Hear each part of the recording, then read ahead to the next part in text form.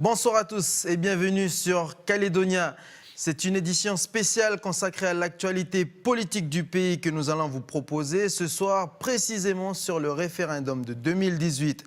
L'article 5 de l'accord de Nouméa a fixé les modalités d'une consultation sur l'accession du pays à la pleine souveraineté.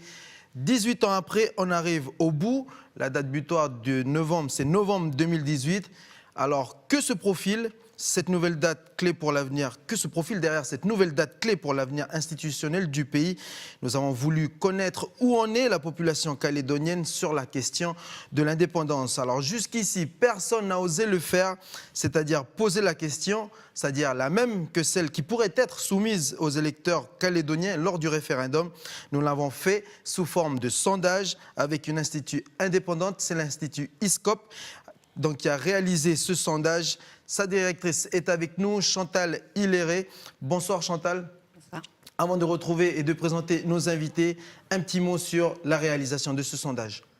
Alors, les questions ont été intégrées dans une étude Omnibus, qui est une étude réalisée auprès d'un échantillon représentatif de l'ensemble de la population.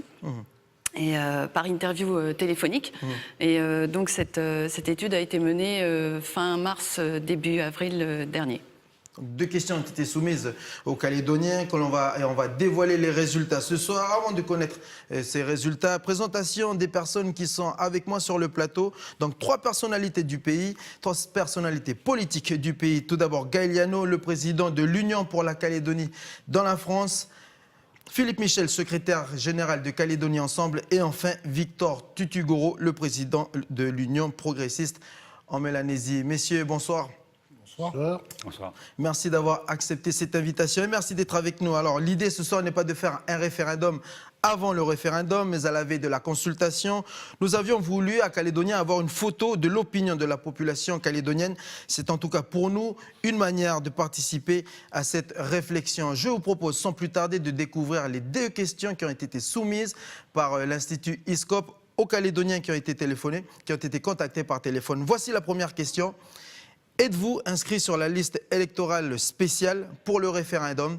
Donc, si tu pourrais commenter, Chantal.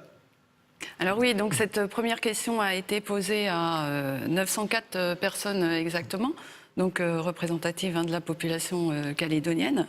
Donc à cette question ont répondu 514 personnes exactement, donc se déclarant inscrites. Ok, 514 personnes du coup qui ont reçu la deuxième question. Tout à fait. C'est-à-dire sur 514 personnes. Cette question, c'est si la consultation avait lieu dans une semaine, voteriez-vous pour ou contre l'accession de la Nouvelle-Calédonie à la pleine souveraineté? Voilà. Chantal. Oui, donc en fait, ont répondu à cette question les personnes inscrites seulement, donc de plus de 18 ans, donc qui ont pu s'exprimer. Avec les 4 propositions. Voilà. D'ailleurs, pour, contre, ne sait pas et ne veut pas répondre. Voilà, pour, contre, en fait. Ok, pour, contre.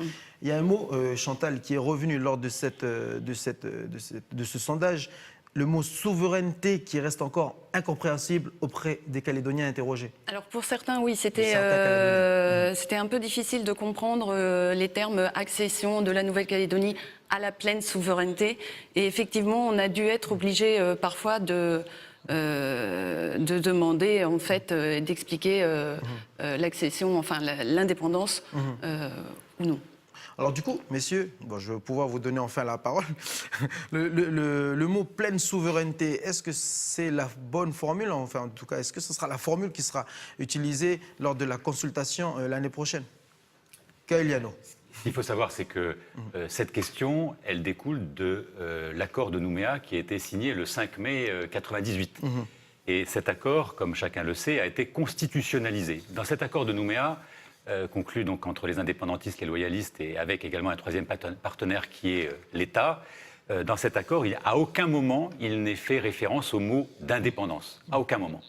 Et donc la question qui serait posée probablement, c'est accession à la pleine souveraineté, voire même transfert des compétences régaliennes ou transformation de la citoyenneté en nationalité. ce qui est un peu complexe. Mais dans la campagne électorale qui va se développer en 2018, il y aura forcément une explication, puisqu'il y aura la question qui sera affichée dans les bureaux de vote. Probablement, voulez-vous que la Nouvelle-Calédonie accède à une pleine souveraineté? Et il y aura 2 bulletins, oui ou non. Donc quand les Calédoniens se présenteront dans les bureaux de vote, très certainement en octobre ou en novembre 2018, après cette campagne électorale, ils seront probablement et même très certainement mieux informés que lors du sondage que votre institut a réalisé. C'est-à-dire qu'ils sauront que s'ils mettent oui pour la pleine souveraineté, ça sera oui à l'indépendance. S'ils mettent non, ça sera pour le maintien de la Nouvelle-Calédonie dans la République française. Mais ce qui est certain, c'est qu'on ne posera pas la question voulez-vous, oui ou non, l'indépendance de la Nouvelle-Calédonie? Tout simplement parce que ce n'est pas écrit dans l'accord de Nouméa et que pour qu'il y ait cette question précise, il faudrait modifier la Constitution. Et peut-être utiliser des termes Alors, plus précis, parce que on pleine peut le souveraineté, regretter. ça reste encore confus pour la partie Mais de la campagne population du monde électorale interrogée. de 2018 sera faite pour ça, pour expliquer aux Calédoniens. Monsieur Philippe Michel. L'échéance de 2018, elle est capitale, majeure pour l'avenir du pays. Ça fait 30 ans que cette question est au centre du débat politique et ça fait bientôt 30 ans qu'on a effectivement pris l'engagement de consulter clairement les Calédoniens sur leur choix pour l'avenir de leur pays. Voilà. Donc, il sera important, le moment venu, que, au travers de la campagne et des positionnements des partis politiques et au travers de la rédaction précise de la question, les choses soient claires dans l'esprit de tous les Calédoniens qui sont appelés donc à se prononcer sur l'avenir de leur pays, mais je n'ai pas de doute sur le fait que les choses seront claires à ce moment-là. De toute façon, tout le monde sait très bien et tout le monde résume finalement, même si la question ne sera pas posée comme ça, nous savons tous que la consultation de 2018 sera en réalité une consultation d'accession ou non à la pleine souveraineté, ce qui signifie à l'indépendance. Mais est-ce que ça vous étonne encore qu'à la veille de la consultation, le doute persiste encore? Non, je ne suis pas très étonné par ça. Vous savez, je crois que les élus et les hommes politiques qu'on est doivent comprendre une chose basique. C'est que nous, on a le nez collé sur la vide toute la journée, on ne parle que de politique toute la journée, mais la plupart des Calédoniens, la vie de tous les jours, c'est pas la politique d'abord, hein, c'est des préoccupations quotidiennes, familiales, professionnelles et autres. Voilà, donc l'important, c'est d'être clair, parce que je répète, l'échéance, elle est majeure. Elle est capitale. Et puis, je dirais qu'au-delà de la réponse à cette question, mais peut-être on y reviendra tout à l'heure dans le débat, moi, ce qui me semble essentiel, c'est la façon dont on prépare cette consultation, c'est la façon dont on prépare l'acceptation du résultat par l'ensemble des forces politiques du pays, et puis c'est l'après-consultation. On va y revenir sur les manières dont vous préparez justement cette consultation. Juste une question, enfin, une réaction, Monsieur Victor Tutugoro, sur le terme qui reste encore flou. Alors, moi, je voudrais dire déjà une chose, c'est que indépendance et souveraineté, ça veut dire la même chose. Indépendance, on parle d'indépendance parce que c'est l'ONU qui utilise le terme d'indépendance pour signifier un État, hein, l'état de la situation du pays. Hein, on regarde la résolution 1514 de 1960. Et la souveraineté, il faut plus la penser en termes de droit. Parce qu'on est souverain, on est libre de choisir avec qui on veut tisser ces relations. Alors, pour revenir à la question de la sortie, effectivement, on avait peut-être un peu de doute, hein, madame, je m'adresse à vous, est-ce que les gens ont bien compris le terme de souveraineté, hein, parce que ce qui est dit dans l'accord, c'est qu'au terme, dans la consultation, elle porte sur 3 niveaux. Le transfert des compétences régaliennes, ce sont les compétences qui restent parce que tous les autres sont déjà transférés à la Calédonie. Oui. Et c'est pour ça que l'on parle de pleine souveraineté. Le plein qui est là, il n'est pas innocent. Hein, c'est plein parce que les autres sont déjà là. Ensuite, la transformation de la citoyenneté en nationalité et donc le statut international. Et donc, après, bon, ça, ce sont les termes de l'accord.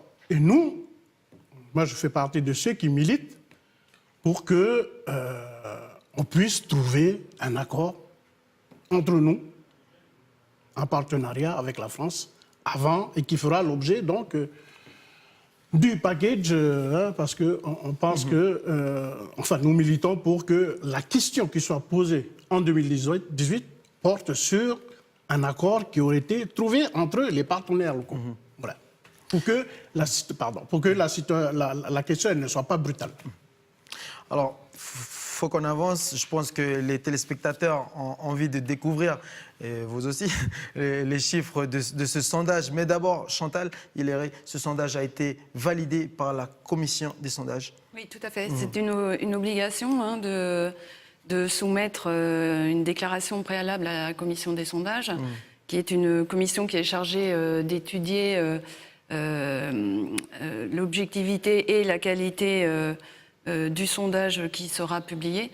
Donc que ce soit en termes de méthodologie, en termes de résultats et en termes d'échantillonnage, etc.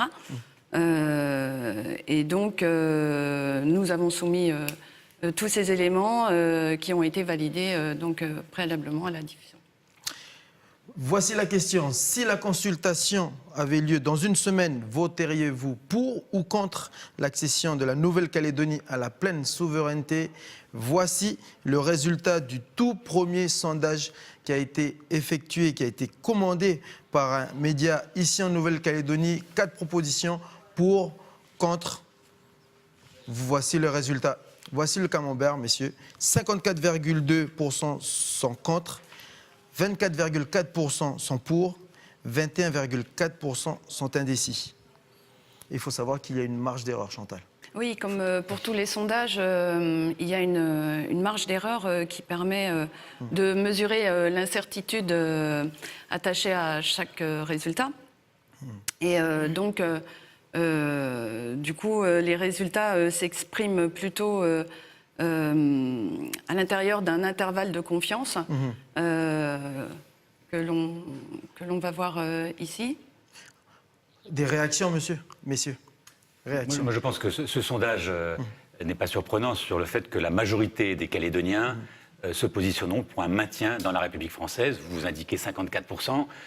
Aujourd'hui, il y a 190 000 électeurs inscrits sur les listes électorales générales, donc qui peuvent notamment voter, qui ont voté ou qui pouvaient voter au présidentiel, qui pourront voter aux législatives. On peut imaginer qu'il y aura à peu près entre 25 000 et 30 000 de ces électeurs qui ne seront pas autorisés à se prononcer puisqu'ils n'auront pas les critères qui est définis dans l'accord de Nouméa.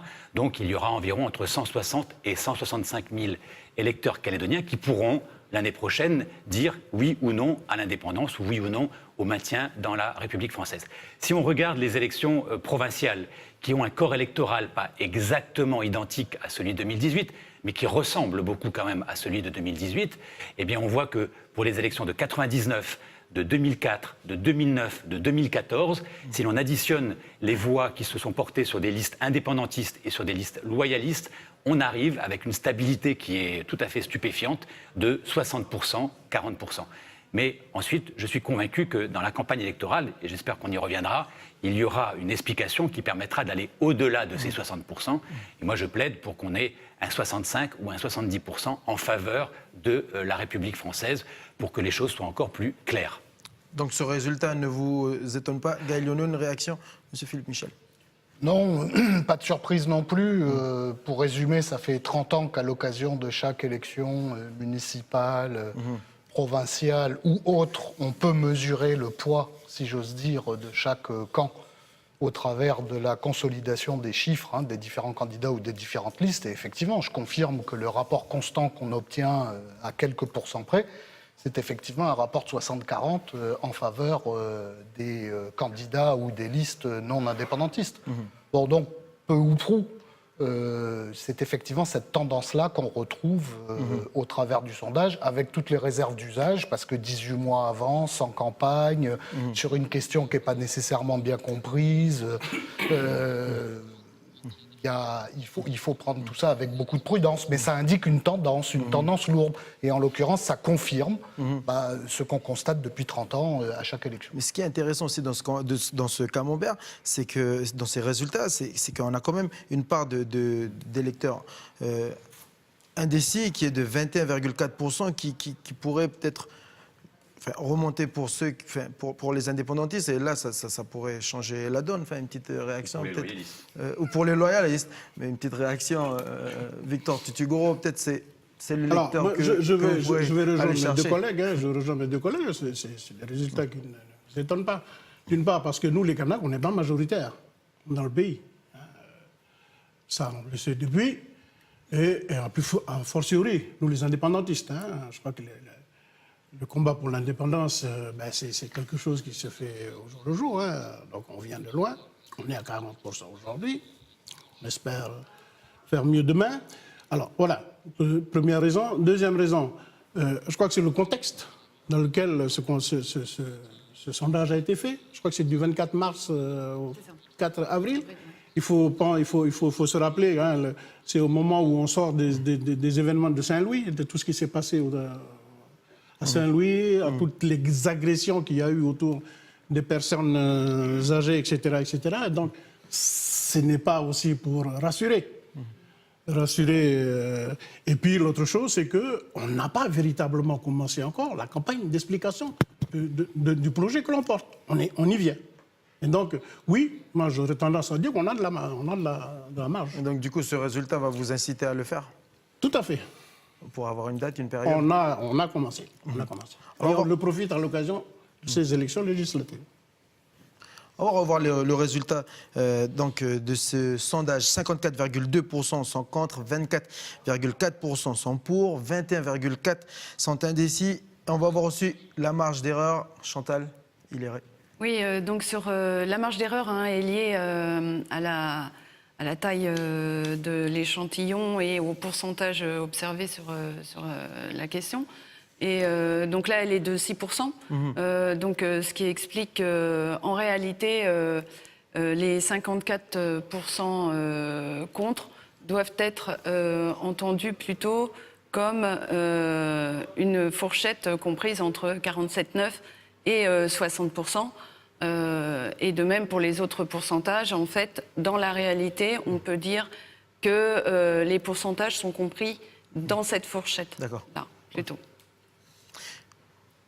Monsieur Yano Moi, je pense que Philippe Michel, on l'a dit, ce sondage, ça vous conforte dans, c'est une dans vos photo. positions. C'est une photo qui a été prise en avril 2017. À un moment donné. C'est pas le résultat futur du référendum. Oui, bien sûr. Ça donne une indication lourde. Mais entre-temps, entre avril 2017, date à laquelle vous avez interrogé les Calédoniens sur la base de votre sondage, et novembre 2018, vous imaginez bien qu'il y aura une campagne électorale qui se fera. Et là, ce que je regrette, c'est que les indépendantistes se mobilisent pour convaincre qu'il faut aller vers l'indépendance, et que chez les loyalistes, nous sommes à l'UCF les seuls à dire mais il faut également faire campagne électorale pour expliquer pourquoi il faut maintenir la Nouvelle-Calédonie dans la République française, puisqu'en fin de compte, les autres formations, un peu Calédonie Ensemble et beaucoup le Rassemblement, refusent ce référendum qui est de toute façon, de mon point de vue, inévitable. Et donc, j'espère qu'en tout cas, nous ferons campagne et qu'on fera campagne ensemble pour expliquer aux Calédoniens que le meilleur choix pour la Nouvelle-Calédonie, c'est bien évidemment de rester dans la République française. Et pour reprendre une phrase qui était quand même forte lors de la venue de Nicolas Sarkozy en août 2011, il a dit « La France, ce n'est plus un carcan qui opprime, qui oppresse. La France, c'est un vaste espace de liberté dans lequel chaque Calédonienne, chaque Calédonien pourra s'épanouir et vivre en paix au XXIe siècle. » C'est ça la France. C'est plus la colonisation qu'on a connue d'avant. C'est cette opportunité au XXIe siècle de pouvoir vivre en paix. On a eu la période de la colonisation au XIXe siècle, la période de la décolonisation par l'indépendance au XXe siècle. Je suis convaincu qu'au XXIe siècle, on peut s'émanciper sans obtenir l'indépendance pour le mieux-être des Calédoniens. Là, toujours par rapport à ces résultats, Philippe Michel, on voit quand même qu'il y a la présence d'un socle indépendant qui est assez important et qui peut anti-indépendantiste, qui est assez important et qui... Moi, je voudrais dire trois choses qui me semblent les plus importantes à propos de cette échéance de 2018. La première, c'est que le référendum sur l'indépendance ou pas de la Nouvelle-Calédonie doit avoir lieu, il aura lieu, et il doit être organisé sur une question parfaitement claire pour tous les Calédoniens. Il s'agit de respecter l'accord de Nouméa et la parole donnée, Il s'agit de respecter la Constitution, puisque ce référendum, il est prévu constitutionnellement. Et il s'agit de permettre, en toute clarté, à chaque Calédonien de se positionner sur l'avenir de son pays en fonction de ses convictions. Ça, c'est le premier point. Il n'y a pas de discussion. Le référendum doit avoir lieu. C'est une échéance majeure pour l'avenir. Ça fait 30 ans qu'on a pris cet engagement et la question doit être claire. C'est pas ce que disent tous les idéalistes. Mais, Oui. la vraie question, c'est, une fois qu'on a compris que le référendum aura lieu quoi qu'il arrive, la vraie question, c'est comment s'organise-t-on pour que ce référendum soit utile pour la suite et pour l'avenir. Et ça, pour moi, ça doit répondre à deux objectifs. Le premier, c'est qu'il faut que cette consultation, elle soit sincère et transparente. Autrement dit, que tous ceux qui ont vocation à y participer puissent effectivement y participer pour que personne ne puisse ni boycotter le référendum, ni contester son résultat. Ça, c'est la première... c'est le premier principe essentiel pour l'avenir. Et le deuxième principe essentiel, c'est que oui, il y aura une consultation, oui, les Calédoniens vont s'exprimer, oui, il y aura un résultat, mais après, le lendemain du référendum, qu'est-ce qu'on fait? Comment on organise les choses? Comment on prépare les choses?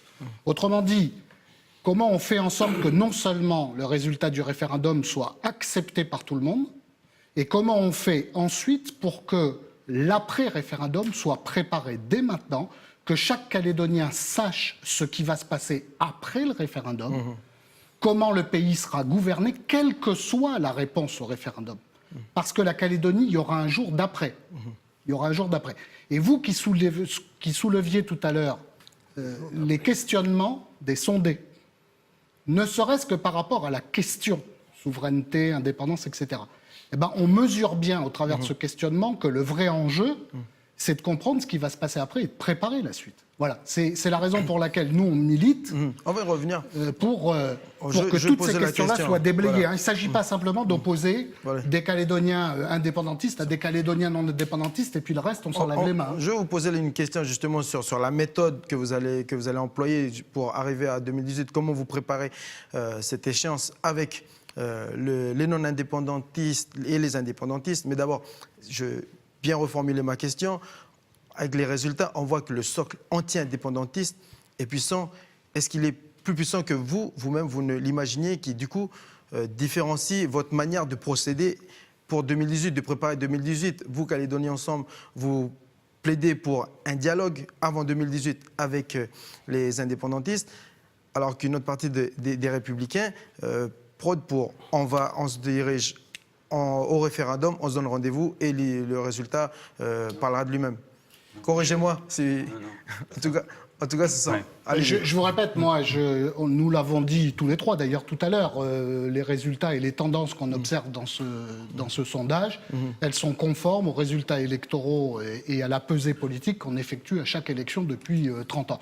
Donc il n'y a fondamentalement pas de surprise, puisque ce sondage confirme qu'il y a effectivement une majorité plus ou moins importante qui, en Nouvelle-Calédonie, n'est pas favorable à l'accession du pays à la pleine souveraineté ou à l'indépendance, pour le moment en tout cas.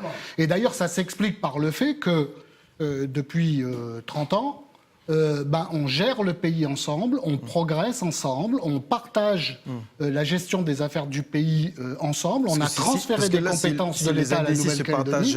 les camps, on est à 65%. Et donc, ce que je veux dire simplement, Jamie, c'est que la revendication d'indépendance telle qu'elle pouvait être exprimée et comprise par les Calédoniens il y a 30 ans, c'est plus du tout la même aujourd'hui, parce que entre les deux, ces 30 dernières années, on a fait beaucoup de chemin ensemble. En particulier, on a transféré un maximum de compétences, on a partagé le pouvoir, on dirige ensemble, indépendantistes et non indépendantistes, les affaires du pays et la gestion des provinces ou des communes. Et donc peut-être que maintenant, la question de l'indépendance, elle se pose plus du tout de la même manière qu'elle ne se posait il y a 30 ans, et Dieu merci, heureusement. Et puis surtout, depuis 30 ans, on a la paix. On a la paix. Et ça, c'est le bien le plus précieux qu'il faut préserver. J'ai une autre question aussi par rapport à ce thème-là. Juste, toujours par rapport aux résultats, M. Gaeliano, si les indécis là, de ce sondage se partagent les deux camps, ça vous montrez du quoi 25%, ceux qui sont contre. Donc c'est un résultat qui qui vous ravit, je suppose. 65%. On Oui. monterait à 65%. Oui, moi, ce que je pense, c'est qu'au lendemain des élections législatives qui vont avoir lieu dans un mois, il faut véritablement qu'il y ait prise des consciences de l'ensemble des formations loyalistes, notamment le rassemblement avec ses alliés, Calédonie Ensemble, l'UCF, pour que nous puissions organiser une campagne électorale qui ne va pas être une campagne électorale de revanche, qui ne va pas être une campagne électorale également d'agression, mais on puisse mettre carte sur table ce que serait la Nouvelle-Calédonie sans la République française. C'est-à-dire sans les 168 milliards que chaque année la France accorde à la Nouvelle-Calédonie en payant les enseignants dans tous les lycées, dans tous les collèges, en payant les surveillants dans le centre pénitentiaire, en payant l'ensemble des policiers nationaux de Nouméa, l'ensemble des gendarmes sur tout le restant de la Nouvelle-Calédonie, les douaniers, et j'en passe. Et également toutes les aides que la Nouvelle-Calédonie reçoit de l'État. Ça, c'est important de jouer carte sur table. Sachez que le Vanuatu, qui est un peu plus peuplé que la Nouvelle-Calédonie, reçoit en aide de l'État, de la France, 48 millions pacifiques.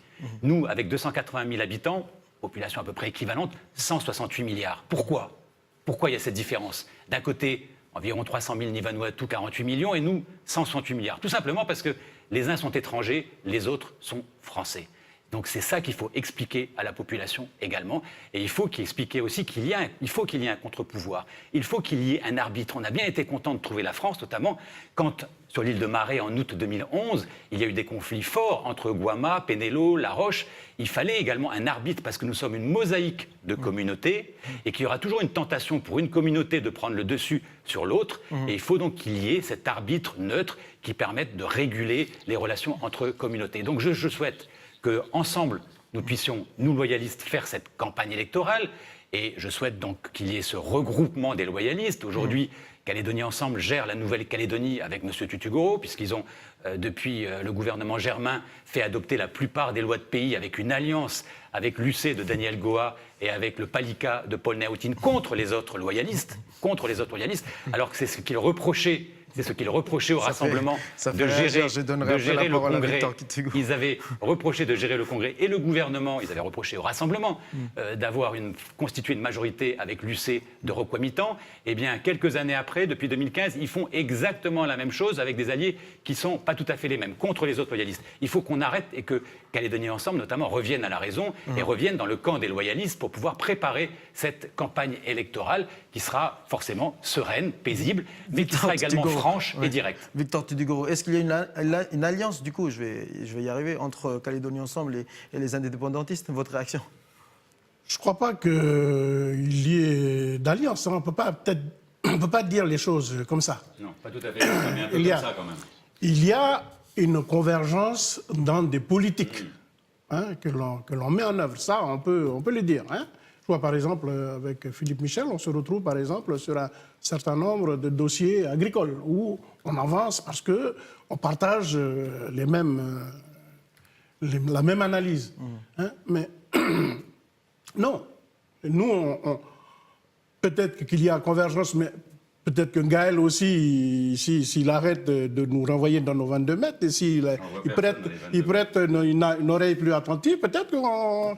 Parce que nous, notre ambition, je le redis, ce n'est pas une indépendance contre la France, ce n'est pas une indépendance contre ceux qui ne sont pas kanaks, c'est établir d'autres liens avec la France.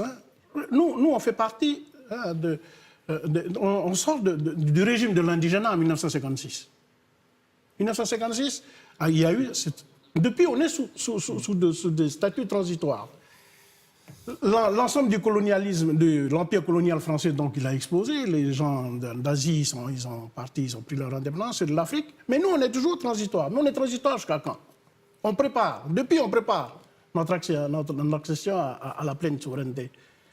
On dit, pour une fois, que l'occasion nous est donnée. Et en plus, c'est toi, Gaël, qui parlais de Nicolas Sarkozy tout à l'heure. Mais tous les présidents de la République, jusque-là, ils ont dit, mais si vous acceptez de sauter le pas, la France va vous accompagner.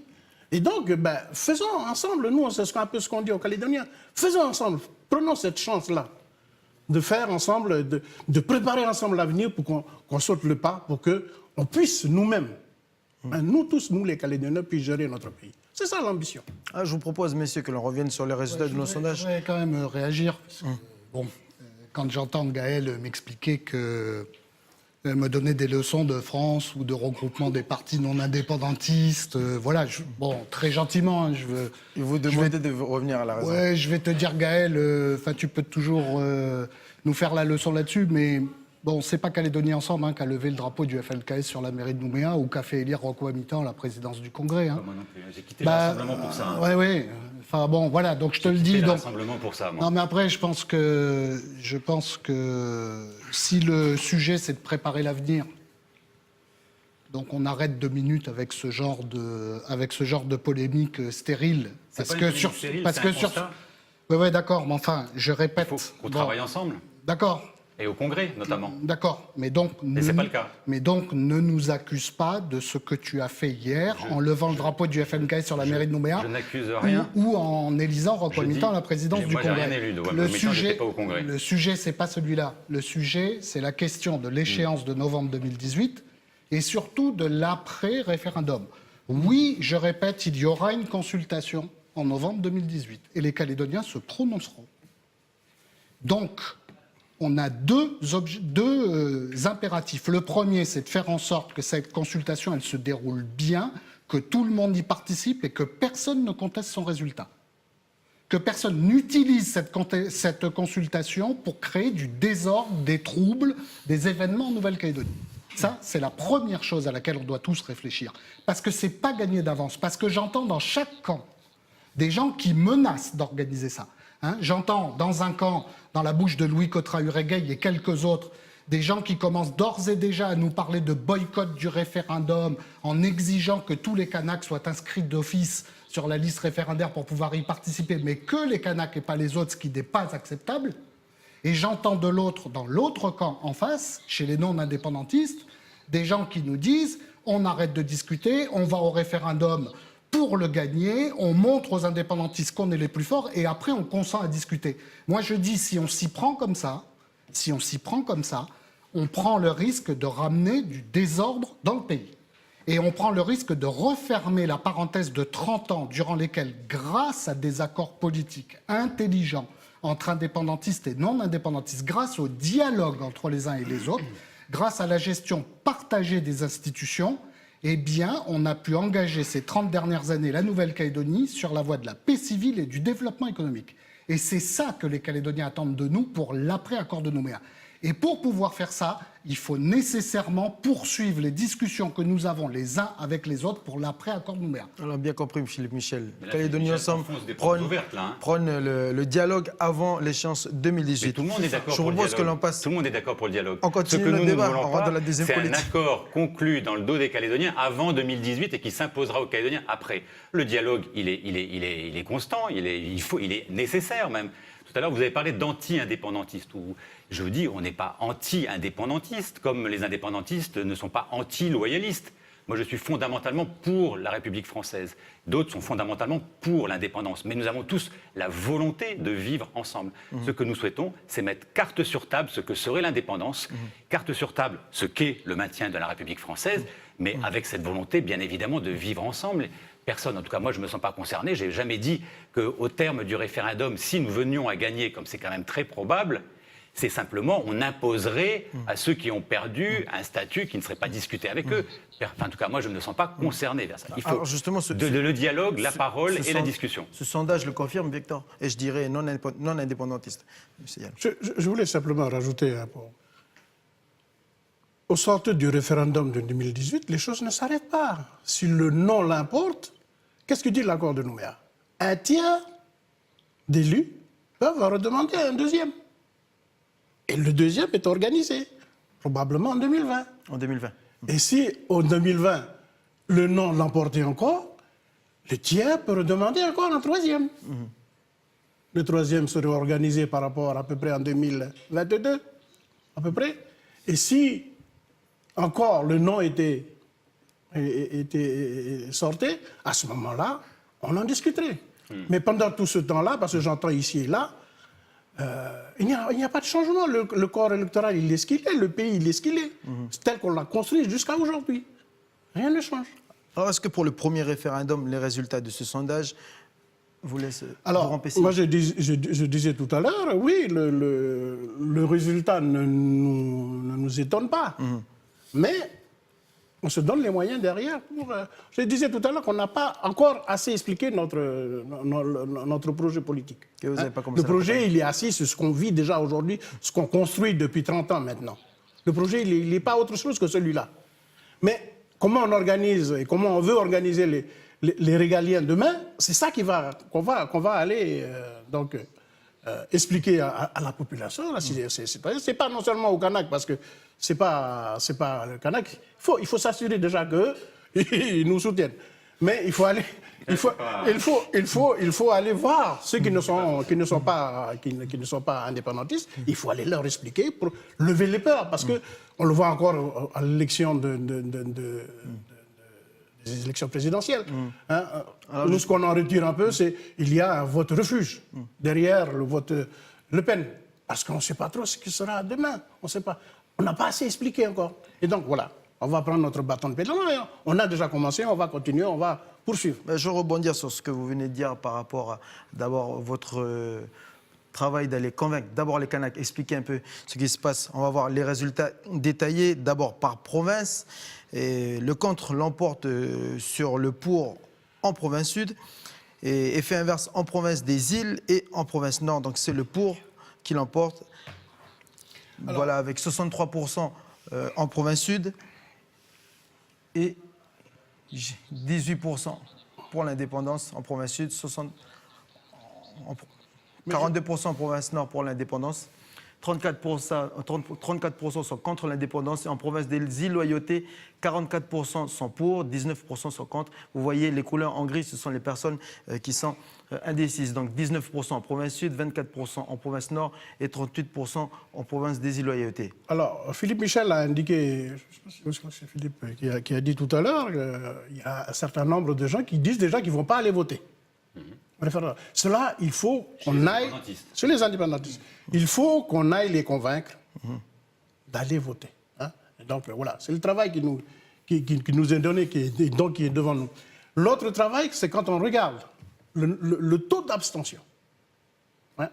Il serait malvenu qu'à un référendum, on ait un tel taux d'abstention. Ce n'est pas pensable. Et donc, effectivement, il faut qu'on aille chercher à expliquer. Vous parlez du taux d'abstention présidentiel? Au présidentiel, aux élections d'une manière générale, mais particulièrement aux élections présidentielles. C'est la question que je voudrais poser à madame. C'est, moi je ne comprends pas que vous dites par exemple les résultats, si vous pouvez expliquer. En province sud, bon, il y a 18% pour l'indépendance, ok, alors je peux comprendre. En province nord, 42% sont pour, province des îles Loyauté, 44%. Alors qu'on sait que depuis les élections en province nord et en province des îles, on est archi-majoritaire. Les indépendants, alors je ne sais pas si vous pouvez nous expliquer. Il y a une espèce de contradiction ou... Voilà, en fait, ce sont les déclarations des personnes inscrites. On voit quand même que le taux d'indécis est encore assez important, notamment sur les îles Loyauté. Et donc, c'est peut-être dans cette partie d'indécis, peut-être des personnes qui n'ont pas ou osé s'exprimer ou ne savent pas encore qu'il y a cette marge d'évolution qui va arriver. C'est le même corps électoral. Je ne suis pas surpris parce que je suis convaincu qu'il y a des indépendantistes qui votent pour des listes indépendantistes aux élections municipales, aux élections provinciales, mais qui, le jour du référendum, peut-être diront dans le bureau de vote, si on les interroge, je suis indépendantiste, mais je ne veux pas d'indépendance en 2018. C'est-à-dire que cette indépendance, on pourra l'avoir plus tard, mais nous ne sommes pas prêts. Et donc je pense qu'il y aura probablement des surprises dans ce référendum où il y a des gens du corps électoral des indépendantistes qui voteront non à l'indépendance en novembre 2018. Et j'espère en tout cas qu'on pourra leur expliquer les raisons pour lesquelles ils doivent voter non à l'indépendance. Votre opinion sur ce que vient de dire je pense qu'effectivement, voter pour des candidats ou des listes indépendantistes dans des élections municipales ou provinciales, c'est une chose. Voter pour faire le grand saut le jour du référendum, en sachant que c'est irréversible, c'est autre chose. Voilà. Après, moi, j'en tire pas de J'en tire pas de conclusion, mais je pense qu'effectivement, c'est quand même pas les mêmes votes. Ça peut faire peur, l'indépendance, Victor, vous êtes d'accord? Ben, c'est le challenge qui nous est donné pour expliquer que ce n'est pas un saut dans le vide, que voilà, il y a je parlais tout à l'heure de votre refuge. Il y a votre refuge parce que les gens ont peur du lendemain. Hein. C'est naturel d'avoir peur, on ne sait pas ce qu'il y a demain. Mais cette peur-là, je dis qu'elle est aussi entretenue quand on parle de Vanuatu, quand on parle des choses à côté, on l'entretient cette peur. Mais elle est entretenue. Elle est entretenue. Mais parce que c'est la réalité aussi. Il faut que nous, on aille expliquer, hein, et donc expliquer que ce n'est pas un saut dans l'inconnu. Hein. L'indépendance, j'ai parlé tout à l'heure du régime de l'indigénat, depuis 1956. Mais avec nos accords successifs depuis 30 ans, l'accord de Matignon, l'accord de Nouméa. Mais on prépare, on construit, on est en train de construire le pays. On se prépare, mais on va se préparer jusqu'à quand? Il faut, un jour ou l'autre, il faudra bien passer. Alors, ce qu'on peut expliquer aussi, c'est qu'on est d'ores et déjà quasiment indépendant. C'est-à-dire qu'on gère déjà en Nouvelle-Calédonie la quasi-totalité des affaires qui ont trait à la vie quotidienne des gens. Et que les dernières compétences, celles qu'on appelle les régaliennes, qui seraient à transférer, on n'est de toute façon pas outillé, pas équipé pour pouvoir les exercer, ni au plan financier, ni au plan des compétences. Parce que vous comprenez bien que pour gérer une armée, pour diriger une police ou une gendarmerie, pour diriger une justice, il faut des gens suffisamment formés, il faut des moyens financiers considérables. Je rappelle que l'État verse pour le financement de ces compétences-là, au total 170 milliards CFP par an, et qu'on n'a ni les ressources ni les financements. C'est peut-être ça aussi qui amène les Calédoniens à l'approche du questionnement, à réfléchir à ça, en sachant que sur tous les autres sujets, on gère d'ores et déjà nos affaires, et que le reste, c'est plus une affaire d'interdépendance, à dire vrai, que de dépendance stricto sensu. Mais encore une fois, je le redis, parce que je ne voudrais pas qu'on occulte cette partie-là du débat, moi, je crois que pour que les choses se déroulent bien et que pour la paix dont on jouit depuis 30 ans soit préservée et que pour les progrès et le développement économique et social du pays continue, il faut très soigneusement préparer ce référendum et l'après-référendum. Il ne faut surtout pas y aller comme ça, dresser les Calédoniens les uns contre les autres, cesser les discussions entre les uns et les autres et dire on verra plus tard le reste. En tout cas, on espère que cette émission permettra de lancer les débats entre les uns et les autres. On continue dans notre... Je peux juste rebondir aussi. Je ne sais pas qui chez les loyalistes, en tout cas, moi je ne me sens pas concerné en fait de dire qu'il faut dresser les Calédoniens les uns contre les autres et qu'il faut arrêter toutes les discussions. Je ne me sens pas concerné. Moi je dis simplement que ce référendum, il ne faut pas en faire une fatalité, il faut en faire une opportunité. Cela fait 30 ans que nous vivons en paix. Il faut maintenant jouer carte sur table et dire quel avenir nous voulons pour faire en sorte que nous puissions construire cet avenir sur le long terme. Et ça, c'est impératif de le dire. Et notamment, je dis souvent que sur Terre, il y a 7 milliards d'êtres humains. Parmi ces 7 milliards d'êtres humains, il y a 9 millions de Mélanésiens en Papouasie-Nouvelle-Guinée, à Fidji, aux Salomon, au Vanuatu et en Nouvelle-Calédonie. Parmi ces 9 millions, il y a 140 000 Kanaks. Et qu'en tout état de cause, ces 140 000 Kanaks ne pourront jamais véritablement être indépendants au sein des 280 000 Calédoniens. Donc moi, je préfère être dans la France plutôt que d'être soumis aux pressions de la Chine, de la Russie, ou des États-Unis, ou de l'Australie. Et donc c'est cette opportunité que nous avons de rester dans la République française pour être protégés par la République française et faire croire, excuse-moi Victor, mais faire croire aux Calédoniens que le soutien de la France sera le même avant l'indépendance, c'est-à-dire aujourd'hui, et sera le même après. J'ai été pendant 5 ans membre de la Commission des finances de l'Assemblée nationale. Nous savons tous, plus ou moins, dans quel état se trouvent les finances de la France, avec 2 000 milliards d'euros d'endettement, et faire croire que demain, après l'indépendance, la France continuera à payer les policiers, les gendarmes, les juges, les douaniers, les surveillants du camp Est, les enseignants et le personnel administratif dans tous les collèges de Nouvelle-Calédonie, dans tous les lycées, à l'université. C'est faux. Il faut jouer carte sur table, posément, paisiblement, mais en toute sincérité. Il ne faut pas tromper les Calédoniens. C'est-à-dire que demain, avec l'indépendance, la France, parce que nous serons devenus un pays étranger, arrêtera progressivement, pas brutalement, mais sur une base de 10 ans, arrêtera le soutien qu'elle porte parce qu'elle doit s'occuper en priorité, et c'est normal, des Français, et notamment des territoires qui sont dans la République française, tout simplement. Merci Galliano. Réaction Victor Tutugoro. Moi, je ne fais que redire ce qu'ont dit tous les présidents successifs de la République. Ils ont dit ça. Quelle que soit la solution qui est trouvée par les Calédoniens demain, la France accompagnera. Hein. Alors, l'autre chose que j'ai envie de dire, c'est sur les régaliennes. Est-ce que, en termes de moyens, en termes de moyens de financement, est-ce qu'on a besoin, par exemple, d'une armée telle que la France est là aujourd'hui? Ben non. On peut revoir les choses à notre niveau. C'est pas l'armée. En termes aussi, en termes d'armée, etc., etc. On peut regarder. C'est pas forcément reproduire ce qui existe aujourd'hui. Hein? Mais le sujet, c'est... Excuse-moi. Ensuite, voilà, la France, pourquoi on ne tient pas des partenariats avec la France? Ouais, mais 52 milliards qui sont mis en œuvre pour payer, je le répète, dans tous les collèges, mais on le voit, ça descend, publics ça ou privés, dans tous les lycées, publics ou privés, et dans toutes les écoles primaires et maternelles privées, c'est 52 milliards que la France paye chaque année. Ça ne transite même pas dans les finances de la Nouvelle-Calédonie. On ne le voit même pas passer, nous, au Congrès. C'est payé directement de Paris. Et c'est versé en salaire, c'est versé en fonctionnement, c'est versé en construction. Le lycée de Pointe-Boute et le lycée du Mont-d'Or est payé intégralement par le contribuable métropolitain. Il faut l'expliquer. Comment ferons-nous demain, sachant que le montant de l'impôt sur le revenu payé par la totalité des Calédoniens par an, c'est 20 milliards. 20 milliards.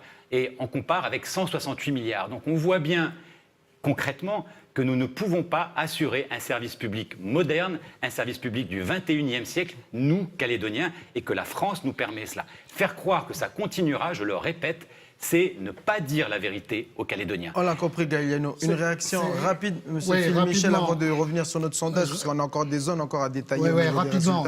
Moi, j'ai le souvenir d'une déclaration de Paul Néautine qui disait, dans une campagne précédente, l'indépendance, c'est pas marcher sur le bord de la route, le ventre vide. Voilà.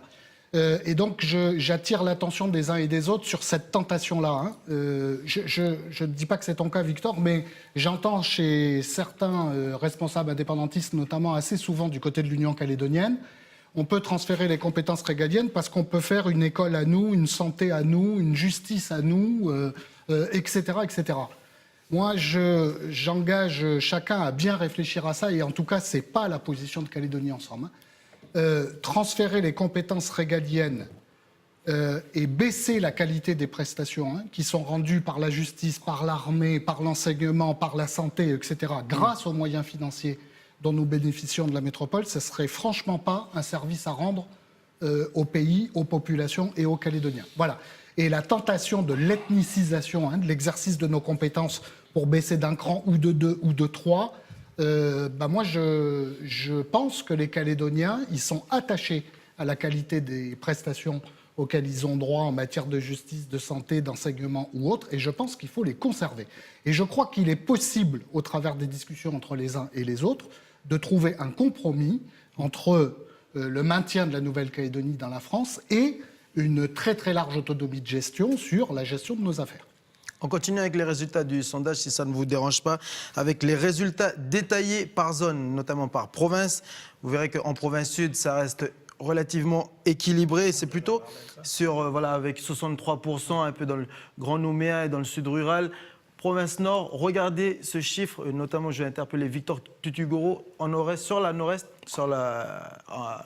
en nord-est, voilà, je vais y arriver. 53%, donc vous avez une côte est indépendantiste plus que la côte ouest. Une réaction par rapport à ça, Victor Tutugoro? Disons que oui, tous les bastions indépendantistes sont sur la côte est. Oui. Parce que, les loyalistes ont été chassés pendant les événements, donc c'est sûr qu'il ne reste plus beaucoup de loyalistes sur la côte est. Mais non, voilà, c'est le bastion indépendantiste. Ça ne vous surprend pas? Non, ça ne surprend pas. Et 63% en province sud, Grand Nouméa au sud rural, c'est équilibré, ça ne vous surprend pas? J'imagine aussi. Encore une fois, je répète... On peut mettre la sécurité encore dedans? Non, mais en grande tendance, c'est conforme aux résultats électoraux qu'on observe à chaque élection depuis 30 ans dans ces régions-là. Donc, Et d'ailleurs, c'est heureux, parce que sinon, ça voudrait dire qu'il y a un problème de méthode dans le sondage. Mais voilà, donc la photographie et le découpage donc, de ce résultat par région, bah, il confirme effectivement les tendances politiques qu'on observe depuis des années au travers des différentes élections. Oui, conforme aussi à ce que l'on imagine, nous qui sommes au quotidien dans la vie politique. Après, on a évoqué certains sujets qui pourront faire l'objet de discussions et de négociations. Et moi, je ne veux pas que ce référendum soit également une angoisse pour les Calédoniens. Il faut leur donner un espoir. On est arrivé, indépendantistes et loyalistes, à trouver un accord en 88. On est arrivé en 98. Nous ferons tout. Nous ferons tout pour arriver également à un nouvel accord. Mais moi, je dis après le référendum, en ayant probablement discuté et préparé avant.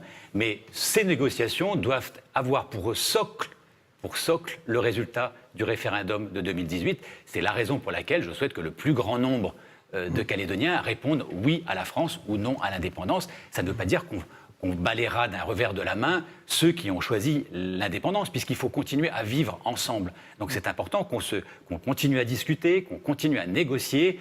Sur les compétences, je pense qu'on arrivera, j'imagine, j'espère, à trouver un accord. La question la plus importante, je dois le dire, il y a une question qui va être importante, c'est le corps électoral.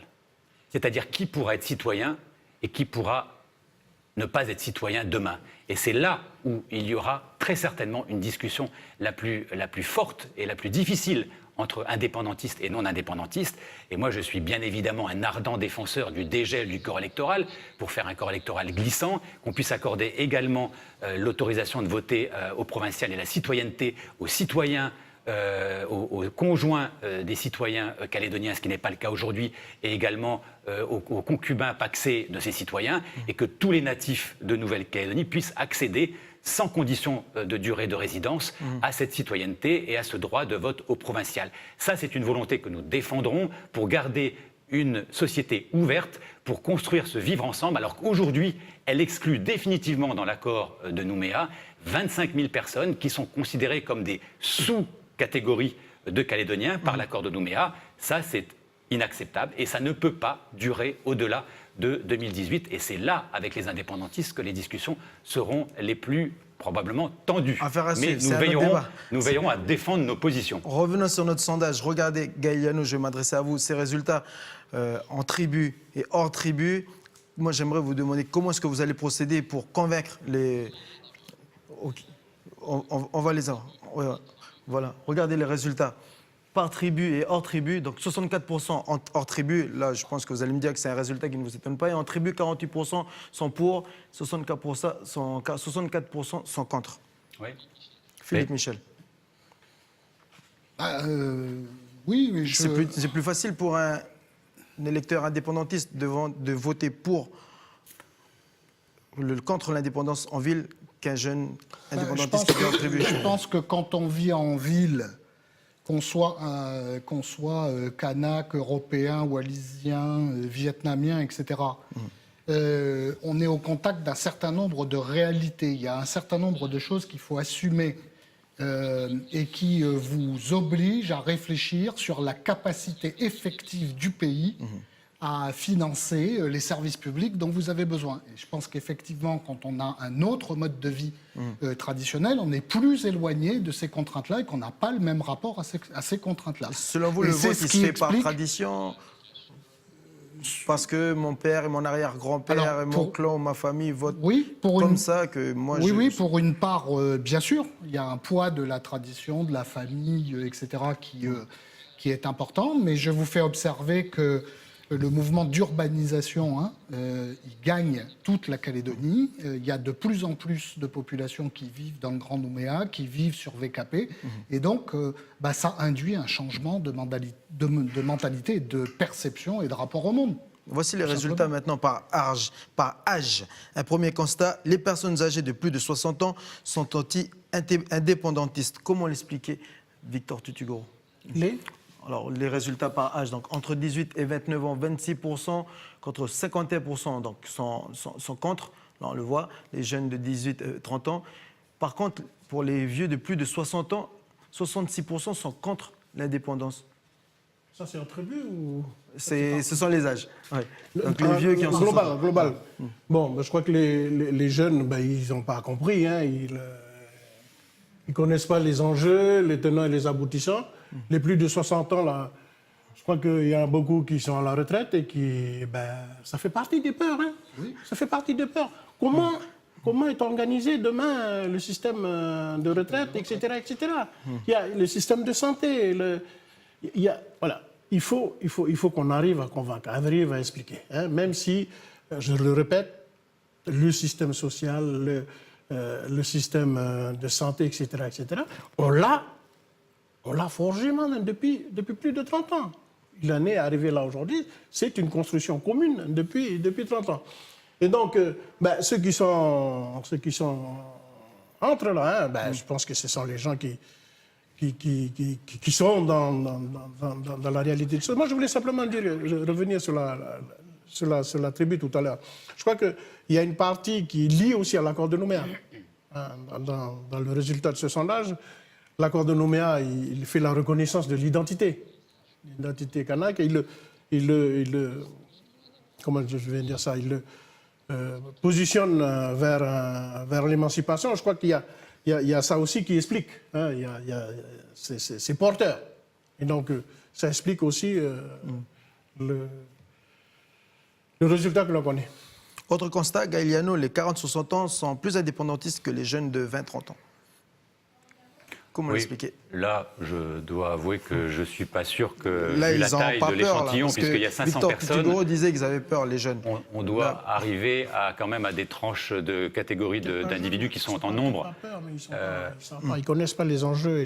Je dis simplement que, je répète, il faudra que ce soit une campagne électorale faite dans des conditions paisibles, sereines, franches et sincères.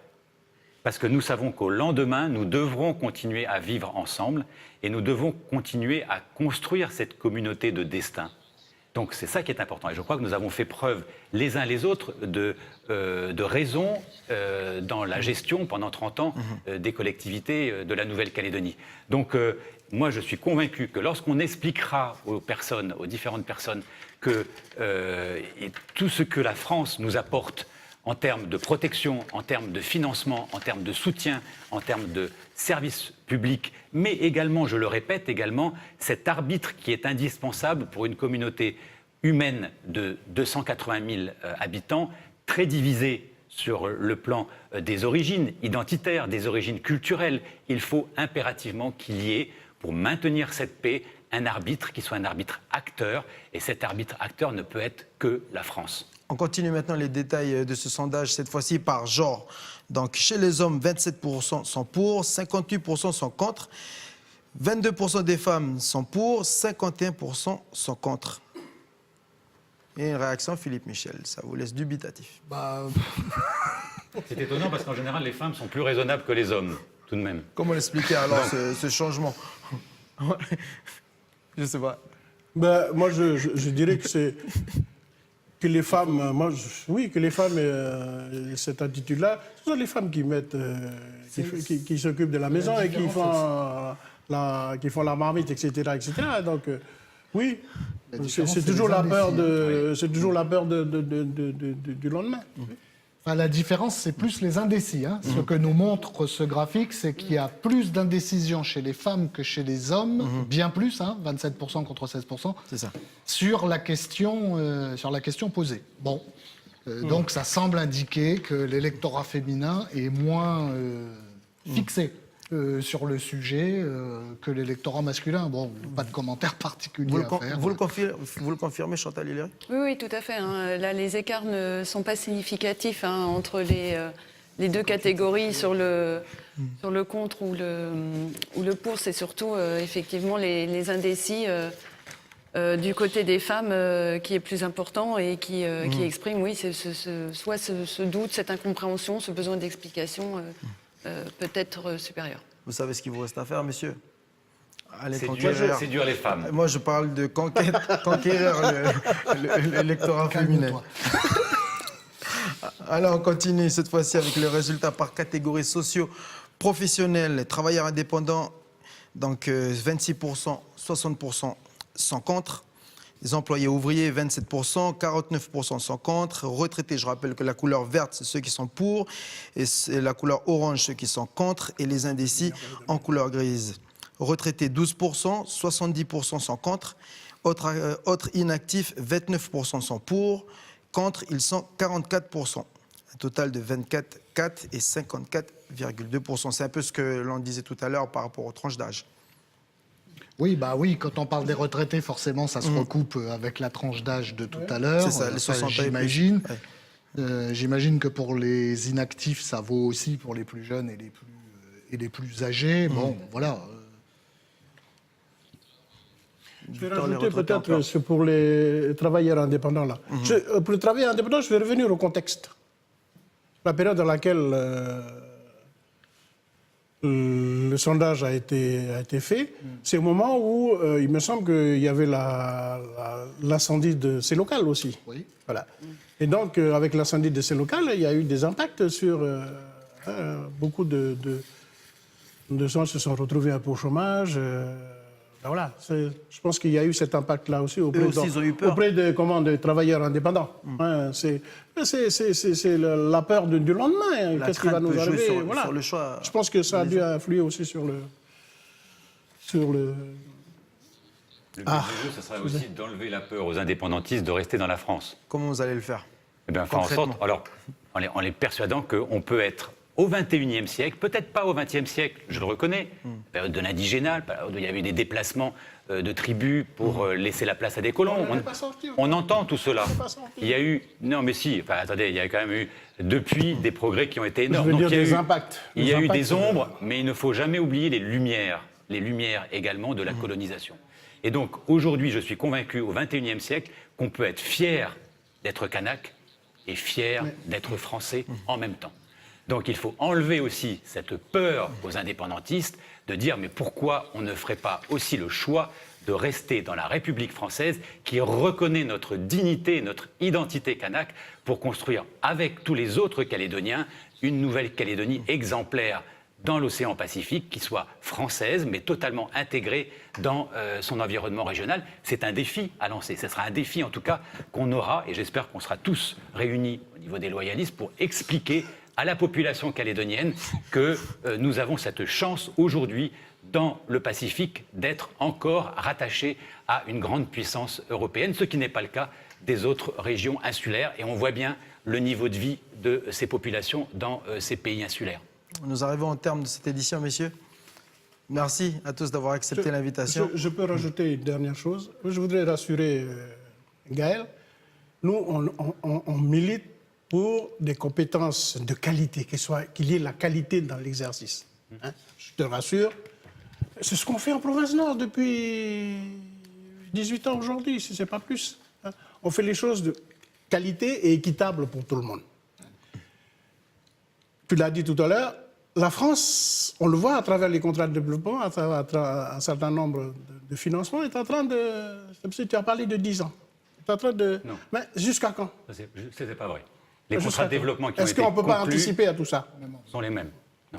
Voilà. En tout cas, puisqu'on arrive au terme, moi je voudrais saluer l'initiative de Calédonia. On n'a pas souvent la possibilité en Nouvelle-Calédonie de discuter de tels sujets. On est souvent le pays du non-dit. Alors, il faut que nous puissions aborder ces sujets-là. Et vous voyez, vous avez un élu indépendantiste, 2 élus loyalistes, ça s'est correctement passé.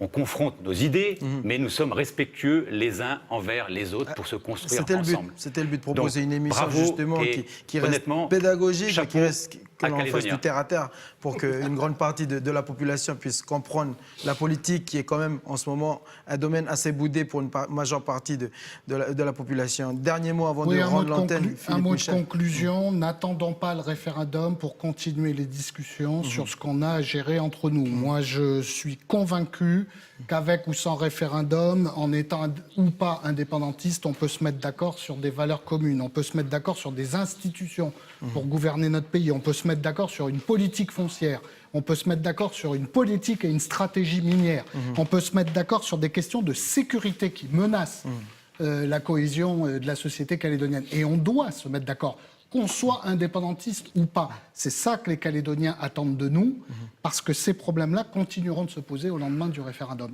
Et donc, on milite pour que le dialogue entre les uns et les autres continue et que le référendum ne soit pas une étape sur laquelle on fracasserait les 30 ans donc de partage politique intelligent et de paix civile. Alors justement, Calédonia vous proposera, et ainsi qu'aux téléspectateurs, aux Calédoniens, régulièrement un sondage sur cette question, justement pour éclaircir les choses et que la politique ne soit pas un domaine abstrait pour une partie de la population, puisque c'est l'avenir institutionnel du pays concerne tous les Calédoniens sans exception. Merci aussi à Chantal Hilleret, la présidente de l'Institut ISCOP, qui a réalisé ce sondage. Donc vous nous confirmez, on va faire régulièrement ce type de sondage, qu'on va le dévoiler avec des politiciens pour en parler puis pour débattre. En tout cas, merci pour le respect et le fair play qu'il y a eu autour de ce plateau.